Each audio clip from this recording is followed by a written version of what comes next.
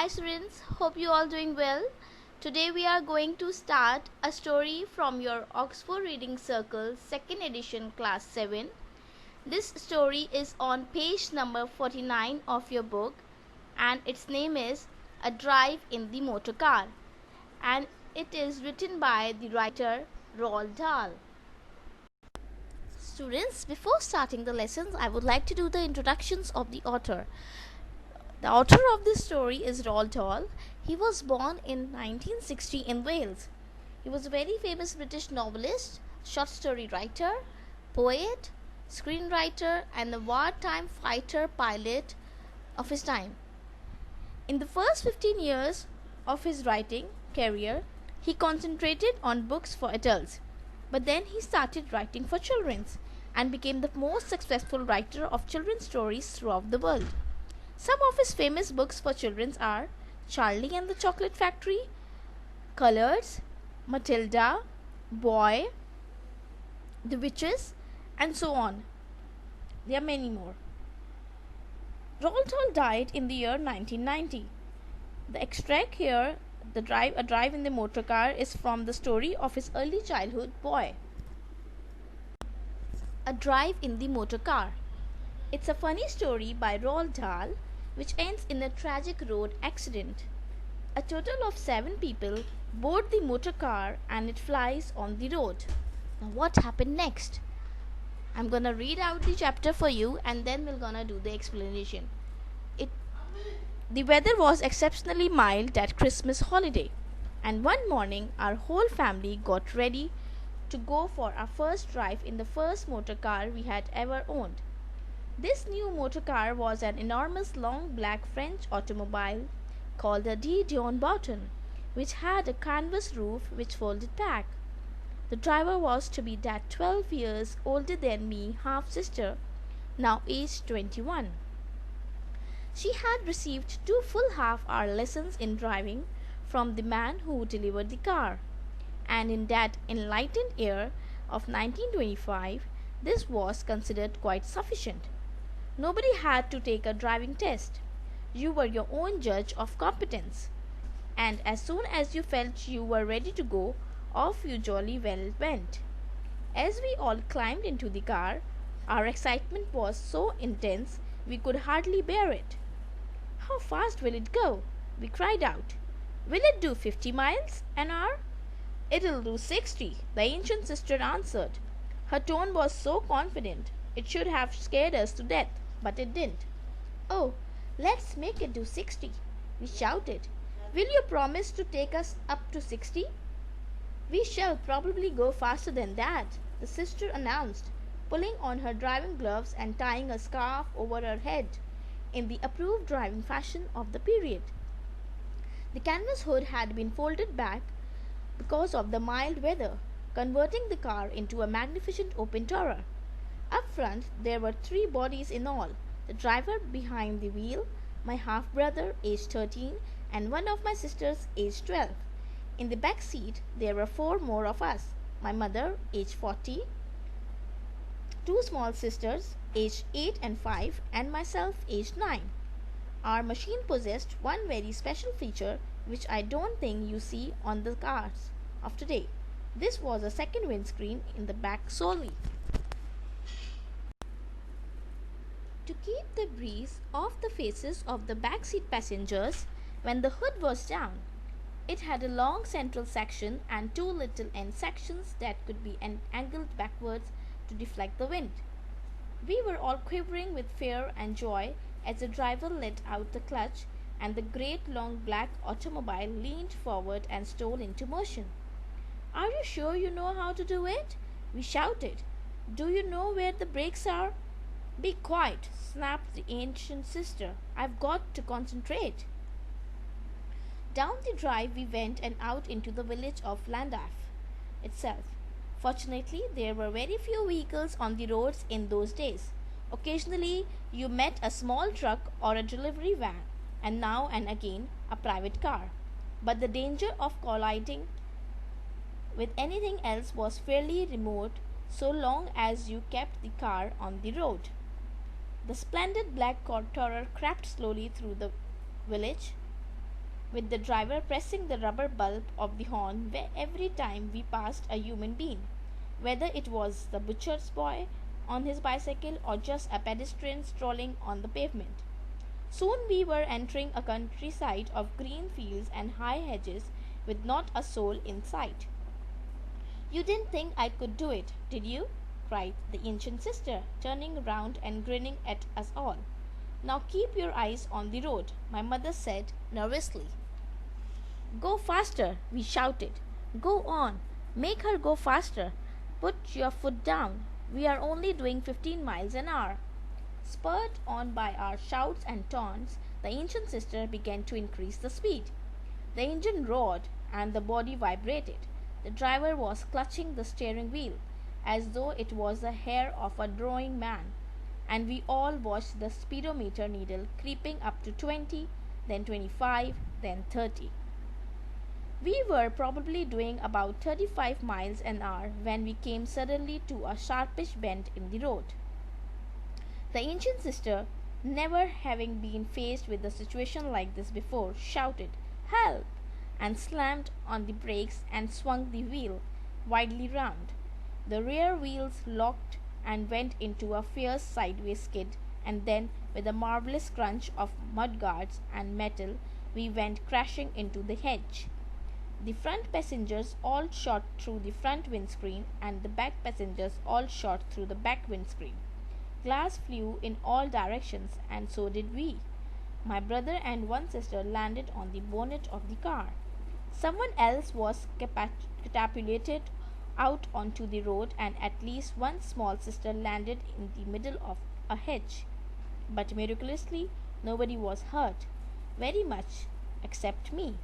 My nose had been cut almost clean off my face as I went through the rear windscreen, and now it was hanging on only by a single small thread of skin.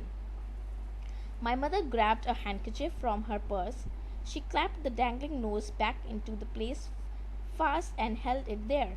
Not a cottage or a person was in sight, let alone a telephone. Some kind of bird started twittering in a tree further down the road, otherwise all was silent. My mother was leaning over me in the rear seat and saying, "Lean back and keep your head still." To the ancient sister she said, "Can you get this thing going again?" The sister pressed the starter, and to everyone's surprise the engine fired. "Back it out of the hedge," my mother said, "and hurry." The sister had trouble finding reverse gear. The cogs were grinding against each other with a fearful noise. "I've never actually driven it backwards," she admitted. Everyone, with the exception of the driver, my mother and me, was out of the car and standing on the road. The noise of the gear wheels grinding against each other was terrible. It sounded as if a lone mooner was being driven over rocks. The ancient sister was using bad words and going crimson in the face, but then my brother leaned his head over the driver's door and said, "Don't you have to put your foot on the clutch?" The harassed driver depressed the clutch pedal, and the gears smashed, and 1 second later the great black beast leaped backwards out of the hedge and carried across the road into the hedge on the other side. "Try to keep cool," my mother said. "Go forward slowly." At last the shattered motor car was driven out of the second hedge and stood sideways across the road. "Jump back in the car," my mother cried. "We are going to the doctor." "There's glass all over the seats," they said. "Never mind the glass," my mother said. "We have got to get this boy to the doctor fast." The passengers crawled back into the car. The ancient sister managed to straighten the vehicle and get it pointed in the right direction, and then at last the once magnificent automobile tottered down the highway and headed for Dr. Dunbar's surgery on Cathedral Road, Cardiff. "I've never driven in a city," the ancient and trembling sister announced. "You are about to do so," my mother said. "Keep going." Proceeding at no more than 4 miles an hour all the way, we finally made it to Dr. Dunbar's house. I was hustled out of the car and in through the front door with my mother still holding the blood-stained handkerchief over my blood-stained nose. Good heavens, cried Dr. Dunbar. It's been cut clean off. It hurts, I moaned. He can't go round without a nose for the rest of his life, the doctor said to my mother. It looks as though he may have to, my mother said. Nonsense, the doctor told her. I shall sew it on again. Can you do that? My mother asked him. I can try, he answered. I shall tape it on for now and I'll be up at your house with my assistant very soon. Huge strips of sticking plaster were strapped across my face to hold the nose in position. Then I was led back to the car and we crawled the 2 miles home to Land-Af. About an hour later, I found myself lying on the nursery table. Strong hands held me down. A mask stuffed with cotton wool was clamped over my face. I saw a hand above me holding a bottle. White liquid was being poured onto the cotton wool inside the mask. I smelt the sickly stench of chloroform and ether, and a voice was saying, Breathe deeply, take some nice deep breaths. I fought fiercely to get off that table, but my shoulders were pinned down by the full weight of a large man. The hand that was holding the bottle above my face kept tilting it farther forward, and the white liquid dripped and dripped onto the cotton wool. Blood-red circles began to appear before my eyes, and the circles started to spin round until they made a scarlet whirlpool with a deep black hole in the center. Miles away in the distance, a voice was saying, That's a good boy. We are nearly there now. Just close your eyes and go to sleep. I woke up in my own bed with my anxious mother sitting beside me, holding my hand. I didn't think you were ever going to come round, she said. You have been asleep for more than 8 hours. Did Dr. Dunbar sew my nose on again? I asked her. Yes, she said. Will it stay on? He says it will. How do you feel, my darling? Sick, I said. After I had vomited into a small basin, I felt a little better. Look under your pillow, my mother said, smiling.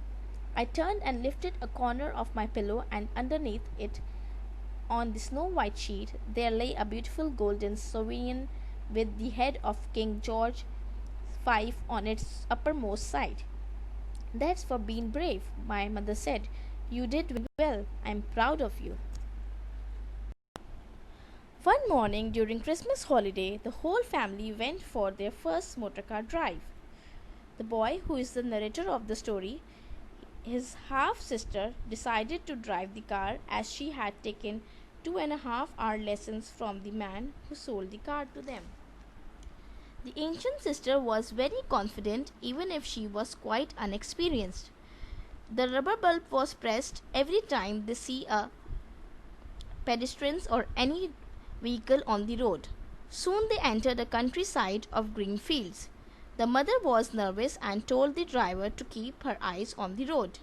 But the other passengers were excited and told her to drive faster. Having encouraged by the shouts, she began to increase the speed. The drivers slammed the brakes when they came to a sharpish bend in the road. The car crashed into a hedge. Bits of glass flew in all directions, and all of them were thrown out of the car. Nobody was hurt, except for the narrator, the boy. His nose had been clean cut off his face. His mother stuck the hanging nose back into the place and held it there. The mother remained calm and collected everyone and directed to the car out of the hedge and to the doctors. The doctors had to make the boy unconscious to stitch his nose. They had to hold him down and stuff a mask over his face. They sewed his nose. After sleeping for 8 hours of his surgery, when he woke up, his mother told him to look under his pillow, where he found a gold coin, which was given to him as a reward by his mother. She said she is proud of him for being so brave. Students, I hope you all understood and enjoyed the story. Now what I want you all to do is to read the story and underline the difficult words in it as your homework. Have a nice day. Take care.